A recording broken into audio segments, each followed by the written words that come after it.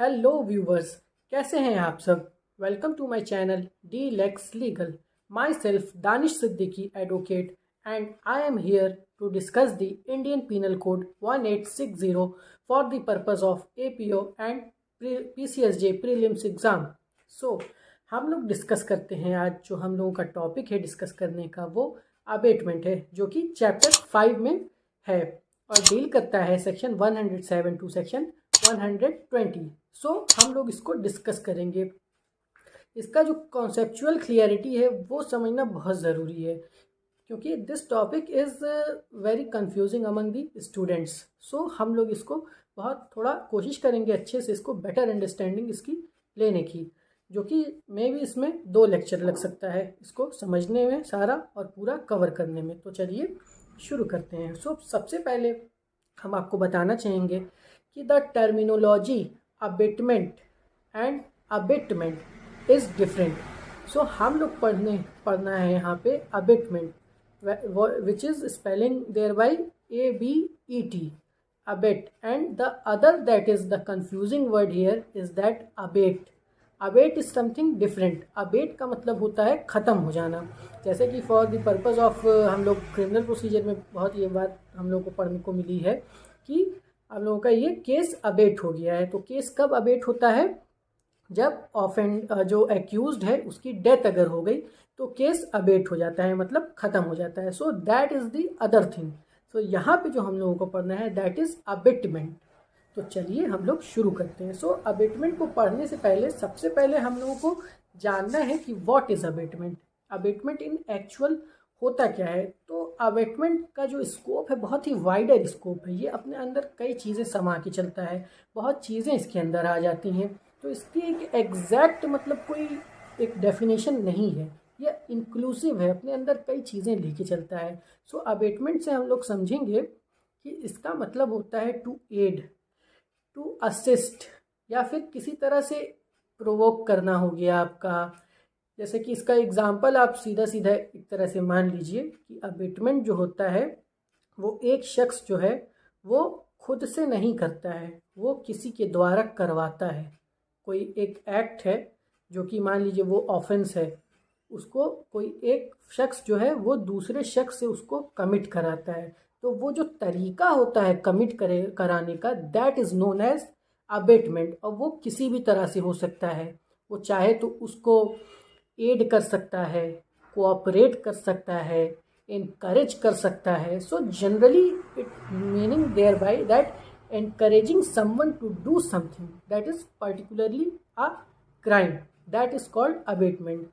So इसकी जो definition है उसको एक्सप्लेन करने की कोशिश जो है ऑनरेबल सुप्रीम कोर्ट ने in the case of Sanju versus state of MP, तो इसमें बताया गया था कि व्हाट एक्चुअली अबेटमेंट मीन्स। तो इसका हम लोग जनरल टेंडेंसी इसका पढ़ेंगे अबेट। सो इसका मतलब हो गया आपका to aid, to encourage, to assist, to give aid, to set another on to commit a offense. So abatement only occurs when there are at least 2 person. सो ये मतलब जनरल इसकी मीनिंग है कि अबेटमेंट क्या होता है। कोई भी ऐसी चीज़ जो एक शख्स खुद ना करके दूसरे शख्स से कराता है, पर्टिकुलरली अ क्राइम। सो जो that the way of doing that thing which sets the another person to do, that is called abatement. So ये जनरल इसकी मीनिंग है। अब आइए हम लोग सेक्शंस पढ़ते हैं। And one more thing, abatement is generally it falls under the category of inchoate crime, meaning thereby it is incomplete, mainly it is incomplete. So यहाँ पे inchoate crime कई इसकी कैटेगरी में कई ऑफेंसेस फॉल करते हैं। जैसे कि आप सेक्शन 120A आप कह लिए criminal conspiracy, section 511 attempt to commit offence, so that falls under inchoate offence. So abetment भी उसी का पार्ट है। सो आइए अब हम लोग सेक्शन पढ़ते हैं। So section 107, abetment of a thing, a person abets the doing of a thing. So abet कौन करेगा? एक शख्स ही करेगा। किसको करेगा? दूसरे शख्स को करेगा। सो पहला पढ़ते हैं, ये 3 तरह से अबेटमेंट होता है, 3 type mainly. First, to instigate. So instigates basically it means that उकसाना, उकसाना, किसी को उकसा रहा है। In English terminology we use the word provoke. और to urge someone to do something. So instigates का मतलब ये हो गया। सो इंस्टिगेशन जो हो वो डायरेक्ट भी हो सकता है, इनडायरेक्ट भी हो सकता है। फॉर एग्ज़ाम्पल कि मान लीजिए डायरेक्टली मैंने कह दिया कि ए है, ए ने डायरेक्टली बी को कहा कि ये सी को तुम मतलब चाकू मार दोगे तो जो तुम्हारी परेशानी है वो हो जाएगी, ठीक हो जाएगी। तो चाकू उसको दे दिया, एंगर में था बी, और ए ने बी को चाकू दे दिया तो वो जाके सी को कमिट किया ऑफेंस सी के अगेंस्ट। तो वहाँ पे क्या हो गया, ये डायरेक्ट हो गया। फिर इनडायरेक्ट एक होता है। इनडायरेक्ट मान लीजिए कि कोई किसी मतलब कोई बात एक निकल कर आई तो ए ने जो है इंस्टिगेट किया कि अगर तुम ऐसा कर दोगे, बी को सी को रास्ते से हटा दोगे तो तुम्हारा काम आसान हो जाएगा। सो ये इनडायरेक्ट हो गया। सो ये इंस्टिगेशन हो गया। सो इंस्टिगेट्स किसी को प्रोवोक करना एक पर्टिकुलर एक्ट को करने के लिए, या फिर इंसाइट करना, या फिर अर्ज करना। सो यहाँ पे जो हम लोगों को देखना है वो फर्स्टली ये हो गया instigation by instigation, abetment by instigation. So this is the number 1 thing. फिर हम लोग आते हैं सेकंड फिर आपका जो है engages with one or more other person in any conspiracy for the doing of that act if an act or illegal omission takes place in pursuance of that conspiracy and in order to the committing of that thing. So secondly जो है engage। अब यहाँ पे जो important हम लोगों का है पढ़ने वाला वो है conspiracy। इसको मार्क कर लीजिए, conspiracy, engages और फिर illegal omission takes place in pursuance of that conspiracy। So यहाँ पे जो term है conspiracy, इसका जो है आपकी मीनिंग जो है क्रिमिनल कॉन्स्पिरेसी जो हम लोग पढ़ेंगे सेक्शन 120 में, और अबेटमेंट बाय कॉन्स्पिरेसी पढ़ेंगे जो कि 107 के सेकेंडली में हम लोग पढ़ेंगे, वो डिफ़र कर जाएगी। कैसे डिफ़र कर जाएगी? सेक्शन 120A जो है उसमें आपका जो है एक वाइडर स्कोप है। वहाँ पे सिर्फ एक शख्स दूसरे शख्स से एग्रीमेंट किया, agree to do a act, भले वो एक्ट हुआ हो चाहे ना हुआ हो, तो वहाँ पे वो क्रिमिनल कॉन्स्पिरेसी में आ जाएगा। सिर्फ एग्री करेगा, एग्रीमेंट कर लिया कि ये चीज़ हम करेंगे, तो जैसे ही एग्रीमेंट किया that forms the part of a criminal conspiracy. और यहाँ पे क्या है आपका, यहाँ पे जो है अबेटमेंट जो बाय कॉन्स्पिरेसी में क्या होगा कि यहाँ पे आपका जो है इन परसुएंस ऑफ दैट कॉन्स्पिरेसी एक एक्ट होना ज़रूरी है, ओवर्ट एक्ट एक होगा जो कि दिखना चाहिए। So it is a narrower aspect जो कि सेक्शन 107 में है। सो हम लोग इसका थोड़ा और अच्छे से एक इसका एग्जाम्पल लेते हैं। फॉर एग्जाम्पल आप ले लीजिए कि अ सिक्योरिटी गार्ड है बैंक का, a security guard of a bank conspired with the robbers that he will not resist them. उन लोगों को रेसिस्ट नहीं करेगा। एक सिक्योरिटी गार्ड है, वो क्या करता है, रॉबर्स जो है उन लोगों के साथ कॉन्स्पिरेसी करता है कि आओ भाई तुम लोग आओ के बैंक लूटो, हम एज अ सिक्योरिटी गार्ड तुम लोगों को रेसिस्ट नहीं करेंगे। तो यहाँ पे जो गार्ड जो है उसका क्या था, यहाँ पे हम लोग टर्म समझ रहे हैं इलीगल ओमिशन। वहाँ पे उसकी क्या थी, एक ड्यूटी थी, बाउंड थी उसकी ड्यूटी की वो प्रोटेक्ट करे बैंक को अगर कोई रॉबर्स या थीव्स आए बैंक में। तो यहाँ पे वो क्या कर रहा है, अपने पार्ट पे बाउंड बाई लॉ था, तो वहाँ पे इलीगली वो ऑमिट कर रहा है, इलीगल ओमिशन हो रहा है। किसके परसुएंस में, एक कॉन्स्पिरेसी की परसुएंस में। कॉन्स्पिरेसी क्या कर रहा है कि आओ लूटो बैंक आके, हम जो है रेसिस्ट नहीं करेंगे तुम लोग को। सो हियर ये देखिए आपका ये क्लियर हो जाएगा, takes place in pursuance of that conspiracy and in order to the doing of that thing. तो यहाँ पे किसके उसमें कर रहा है, परसुएंस में, कॉन्स्पिरेसी की परसुएंस में। और इलीगल ओमिशन हो रहा है, किस चीज़ का इलीगल ओमिशन हो रहा है, अपनी ड्यूटी का इलीगल ओमिशन कर रहा है कि आओ यहाँ पे आके लूटो तुम लोग, हम रेसिस्ट नहीं करेंगे। तो ये कौन सा हो गया, ये अबेटमेंट बाय कॉन्स्पिरेसी हो गया। इस तरीके से कॉन्स्पिरेसी करके अपने एक्ट को इलीगली वो ओमिशन, इलीगल ओमिशन वहाँ पे क्रिएट कर रहा है, और इन the pursuance of the conspiracy यहाँ पे क्या हो रहा है, अबेट कर रहा है। किस चीज़ का अबेट कर रहा है कि आके जो है तुम चोरी करो, वहाँ पे एंगेज हो रहा है। किसके साथ एंगेज हो रहा है, रॉबर्स के साथ in the pursuance of the conspiracy. So यह आपका हो गया सेकेंडली वाला पार्ट।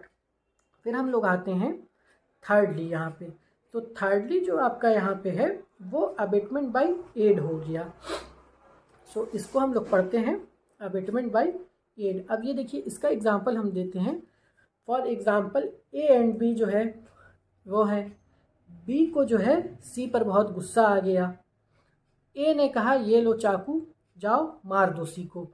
यहाँ पर जब ए ने बी को नाइफ दिया तो that is aid and facilitates the commission of doing a offense, that is by stabbing. That is what he is doing here. He is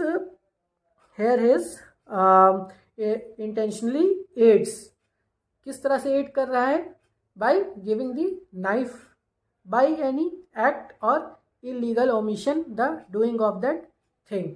सो यहाँ पे आपका क्या हो गया, थर्डली वाला ये हो गया। थर्डली को जो है फर्दर ये एक्सप्लेन करता है, एक्सप्लेनेशन 1 आपका बहुत अच्छे से ये एक्सप्लेन करता है यहाँ पे। तो एक्सप्लेनेशन 1 हम लोग जब पढ़ेंगे आपका, तो एक्सप्लेनेशन 1 यहाँ पे कहता है अ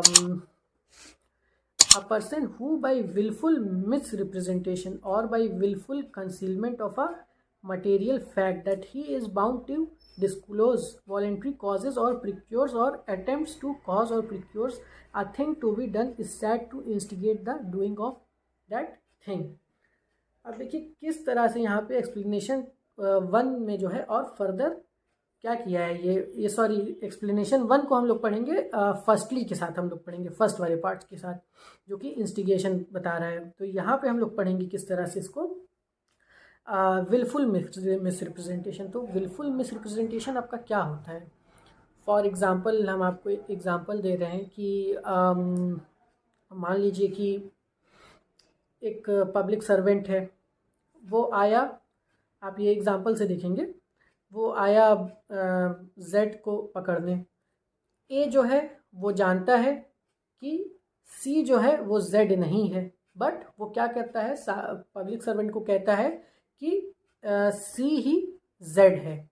तो भाई पब्लिक सर्वेंट जो है सी को जेड समझते हुए क्या करता है, एप्रीहेंड कर देता है। तो यहाँ पे ये क्या हुआ आपका विलफुल मिस रिप्रेजेंटेशन, जो एक्चुअल में था उसको ना बता के जो नहीं है उसको बता देता है। तो यहाँ पे क्या करा है, विलफुली मिस रिप्रेजेंट करा है। किसको? सी को। क्या बना के? जेड बना के, जो कि एक्चुअल में है नहीं। तो यहाँ पे इंस्टिगेट किया, किस तरह से इंस्टिगेट किया? By wilfully misrepresenting. तो यहाँ पे ये आपका एक्सप्लेनेशन और फर्दर एक्सप्लेन कर रहा है। फिर wilful concealment of fact. For example मान लीजिए इसका एक आपको एग्जांपल देते हैं। जैसे लाइकवाइज एक शख्स है, वो ऑफेंस कमिट करके भाग रहा है एक पर्टिकुलर डायरेक्शन में। पब्लिक सर्वेंट है, उसको पकड़ते, उसके पीछा करते करते आती है। तो जो एक जिसकी जैसे कि ड्यूटी है, मान लीजिए आप हैं, आपकी ड्यूटी है कि आप पब्लिक सर्वेंट को, पुलिस ऑफिसर को आप गाइड करें कि वो दैट पर्टिकुलर डायरेक्शन में वो भागा है, तो कि वो पकड़ सके पुलिस जाके उसको। बट आपने यहाँ पे क्या किया, आपने मान लीजिए वो साउथ की तरफ भागा है, आपने जो है डायरेक्ट कर दिया पुलिस वाले को कि वो नॉर्थ वाले डायरेक्शन में गया है। तो यहाँ पे आपने क्या किया, विलफुल कंसीलमेंट ऑफ फैक्ट किया। किस वजह से किया? ताकि वो पकड़ा ना पाए। और यहाँ पे आपने क्या किया, भाई विलफुली आपने विलफुल कंसीलमेंट के through of a material fact को जो है वो कंसील किया। किस मकसद से? ताकि आप एबेट कर सकें बाय इंस्टिगेशन। तो ये भी एक मतलब ये तरीका बताया है कि किस तरह से इंस्टिगेशन होता है। सो ये आप इलस्ट्रेशन पढ़ लीजिएगा, बहुत ही इम्पॉर्टेंट है ये इलस्ट्रेशन। तो इसका जो हम लोग बताए थे, इस यहाँ पे आपको सेक्शन 39 CRPC भी रेड विथ कर लेना है, जो कि कहता है public to give information of certain offences. So यहाँ पे इस तरह से आपने क्या किया, बाय इंस्टिगेशन किया, बाय वे ऑफ इंस्टिगेशन क्या किया आपने, wilful misrepresentation or wilful concealment of fact. ये हो गया। अब हम लोग आप बढ़ते हैं, आगे बढ़ते हैं। फिर आपका एक्सप्लेनेशन 2 हो गया। Who ever either prior to or at the time of commission of an act does anything in order to facilitate the commission of that act and thereby facilitates the commission thereof is said to aid the doing the commission of that act। अब देखिए ये क्या कह रहा है कि for example मान लीजिए कि बी को गुस्सा आ रहा, किस पे, सी पर गुस्सा आ रहा है। ए ने जो है बी को चाकू दिया कि जाओ मार दो जाके। तो यहाँ पे क्या हो गया, आइदर प्रायर मतलब पहले क्या किया उसने, अबेट किया। किस तरह से दिया, इंटेंशनली एड करके। प्रायर पहले से चाकू दे दिया कि जाओ जाके मारो। आइदर प्रायर टू और at the time of commission. At the time of commission क्या हो गया, मान लीजिए एक फाइट हो रही है बी और सी में, तो उस मौके वारदात पे जो है ए मौजूद रहता है। तो जो फाइट हो रही है तो बी जो है, बी के पास कोई वेपन नहीं रहता है, ए ने बी को वेपन थमा दिया उसी दरमियान, फाइट होने के दरमियान ही। सो यहाँ पे क्या हो गया, बी ए ने क्या किया, एड किया। किस तरह से एड किया, इंटेंशनली एड किया कि वो कर दे, बी जो है सी को मार दे। तो यहाँ पे आपका क्या है, इंटेंशनल एड हो गया। ये फर्दर एक्सप्लेन किया है थर्ड वाली आपकी जो 107 का थर्डली वाला जो है उसको ये एक्सप्लेनेशन टू फर्दर क्या कर रहा है, फर्दर एक्सप्लेन कर रहा है। सो ये आपका हो गया क्या, ये आपका हो गया एक्सप्लेनेशन 2 हो गया। फिर अब हम लोग आते हैं, फिर हम लोग आगे बढ़ते हैं आपका अबेटर। ये भी थोड़ा सा हम लोग पढ़ लेते हैं। खैर ये तो थोड़ा लंबा हो सकता है, चला जाए, बट ठीक है, नहीं रहने देते हैं इसको। ये थोड़ी इसके कई एक्सप्लेनेशन है, ये ज़रा बड़ा हो जाएगा। सो हम लोगों ने ये सेक्शन 107 पढ़ लिया और सेक्शन 108 को हम लोग नेक्स्ट सेशन में कंप्लीट करेंगे। तो अभी अब से मान के आप चलिए कि 2 सेशन 2 लेक्चर और लगेगा अबेटमेंट के ही ऊपर से, क्योंकि इसको समझना बहुत ज़रूरी है।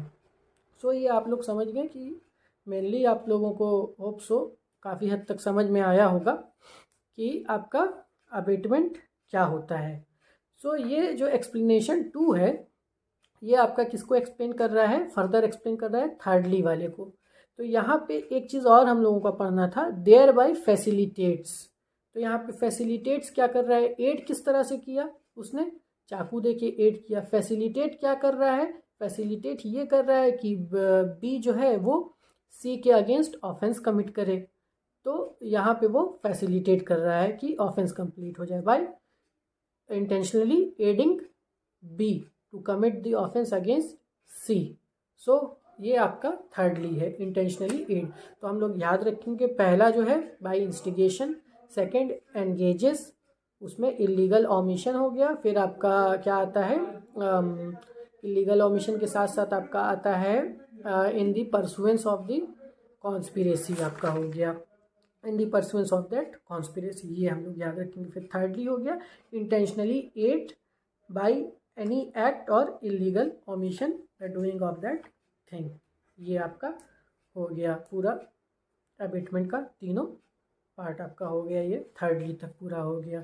सो इसको आप लोग कोशिश करिएगा, इसको फिर से आप जो है, आप अगर बेटर अंडरस्टैंडिंग के लिए आप 1-2 बार ये वीडियो देखिएगा तो आपको थोड़ा अच्छे से ये समझ में आएगा।